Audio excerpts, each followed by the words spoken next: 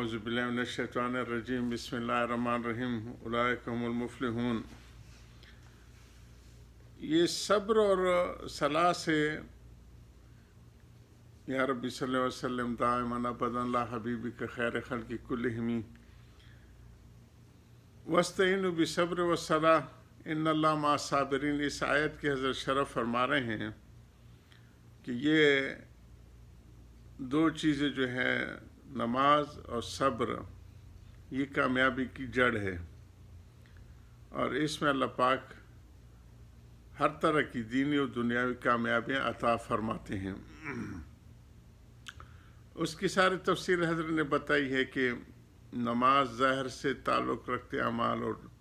صبر جو ہے وہ دل و دماغ اور باطن کی کیفیت ہے۔ تو تعمیر ظاہر اور باطن کا نام ہی تصوف ہے کہ ان دونوں کی اصلاح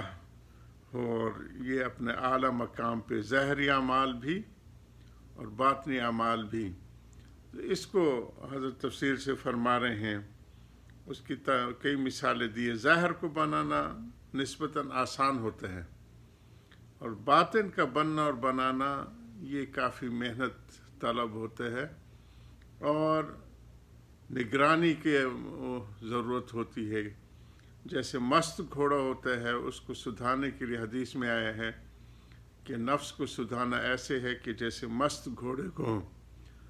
تربیت کی جاتی ہے، سدھایا جاتا ہے، اور وہ آسانی سے سواری کے قابل نہیں بنتا۔ ایک مضبوط سوار پہلے اس کے اوپر چڑھاتے ہیں، ٹرین کرتے ہیں، اس کو ٹرینر جسے کہتے ہیں۔ تو اسی طرح جو نفس کی پلیتیاں ہیں اور جس طرح کہ وہ اس میں مبتلا ہو چکا ہوتا ہے، تو اس سے نکالنے کے لیے بھی مشائخ کی ضرورت ہوتی ہے۔ کونوا مع الصادقین آتا ہے کہ اس تقوی کی زندگی اگر اختیار کرنی ہے، یا ایھا الذین آمنوا اتقوا اللہ وکونوا مع الصادقین، تو پھر ان جو محققین مخلصین اللہ کے صادقین کی جماعت ہوتی ہے اس کے ساتھ جڑو، اور پھر اس جماعت میں بھی جو ہوتا ہے شیخ جس کو کہتے ہیں، وہ ہر ایک کو نہیں بلکہ اس کے لیے بھی انتخاب کے لیے بھی کچھ شرائط ہیں، اور اس کے ساتھ پھر آداب بھی جڑے ہوتے ہیں۔ جیسے کہ ڈاکٹر ہوتے ہیں، وہ کچھ دوائیں دیتے ہیں، کچھ پریکاشن بتاتے ہیں کہ یہ کرو، یہ نہ کرو، اس سے بچو۔ تو یہ ساری چیزیں ضروری ہوتی ہیں باطنی امراض کی درستگی کے لیے، کہ دل ہمارا جو ہے وہ یکسو ہو جائے، اللہ سبحانہ تعالیٰ کے ساتھ اس کا تعلق کامل مکمل حاصل ہو جائے، اور دل سے ساری قدورتیں نکل جائیں، بغض، کینہ، حسد، کفر، نفاق۔ اور اس کے لیے پھر یہ مشائخ معالجات بتاتے ہیں۔ ہمارے موجودہ جو عنوان تھا فتاویٰ اور معالجات پہ تھا۔ فتاویٰ تو ہمارے ظاہر کی چیزوں کو لوگ آ کے پوچھتے ہیں، اور اس میں ان کو رہنمائی فرماتے ہیں، لیکن اس میں وہ احتیاط جو محققین مخلصین وہ جس کی ضرورت ہے وہ پھر مشائخ حقیقی کرتے، کیونکہ ہر آدمی کی جو نفسیات ہے، سائیکی جس کو کہتے ہیں، وہ مختلف ہوتی ہے۔ تو معالجین حقیقی جو ہوتے ہیں وہ اس کو ہر ایک کی جدا، ان کو اللہ پاک نے اپنے ان کے خاص تعلق خاص کی وجہ سے ایک اللہ نے ان کو ایک کمال عطا کیا ہوتا ہے کہ اس کی مرض کی تہ کو پہنچ کے اس کے معالجات کرتے، جس سے اللہ پاک ان کو ان گھاٹیوں سے نکال کے اپنا قرب عطا فرماتے ہیں۔ دل اللہ پاک نے انسان کا اپنا گھر فرمایا ہے کہ وہ کہاں نہیں اس کا نور سما سکتا مگر مومن کے دل میں۔ وہ جب گند سے بھرا ہوا ہو، عام رہائشی مکان میں جب اس میں کوڑا کرکٹ ہو اور یہ ساری چیزیں ہوں، بلی چوہے وغیرہ دوڑ رہے ہوں، تو رہنے میں مشکل ہوتی ہے۔ تو اللہ سبحانہ تعالیٰ کے اس گھر کو تو جتنا پاک اور صاف رکھنا چاہیے، اس کے لیے پھر یہ معالجات بتاتے ہیں بزرگان دین، اور ان معالجات کے پیچھے ہم ذکر کر رہے ہیں۔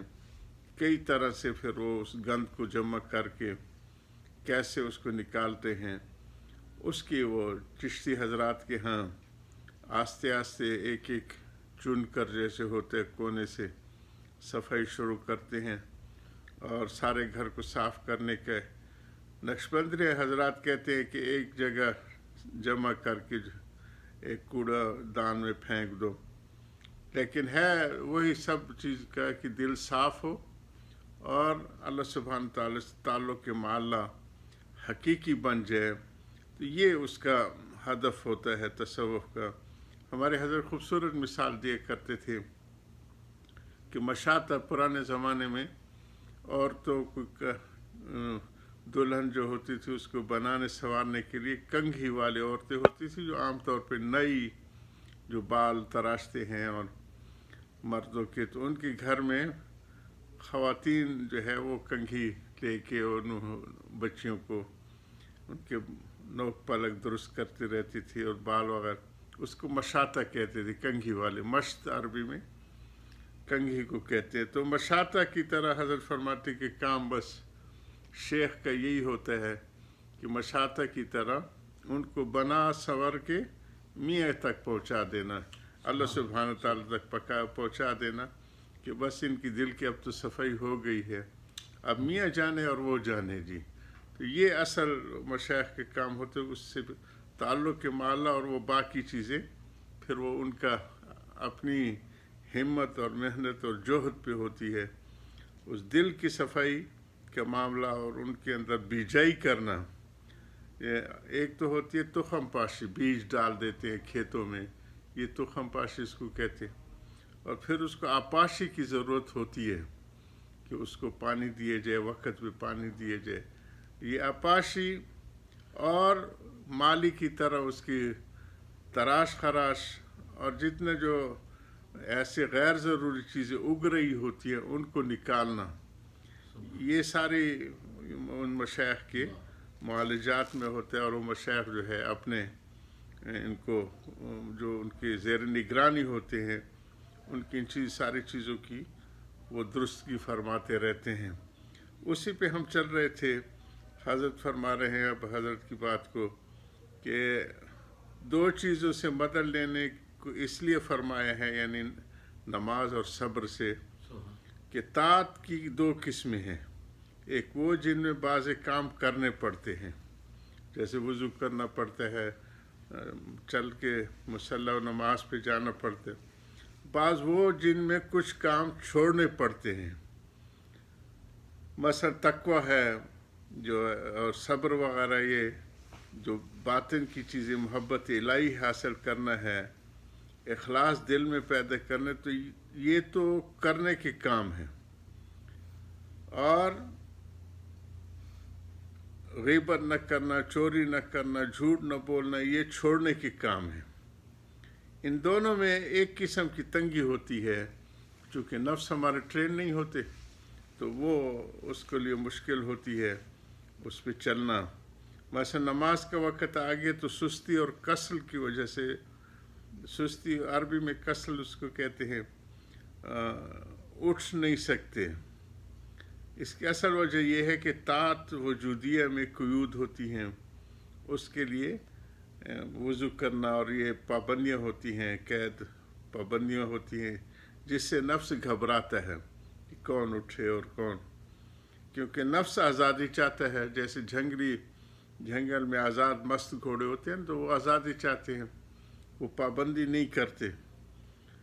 اس کے لیے پھر شاہ سوار ان کو ٹرین کرتے ہیں، کیونکہ نفس آزادی چاہتا ہے، اور یہ کچھ طاعت کے ساتھ خاص نہیں، یہ صرف ان کے ساتھ خاص نہیں ہے، بلکہ وہ ہر وقت آزاد رہیں، جہاں میں منہ ماروں، جہاں میں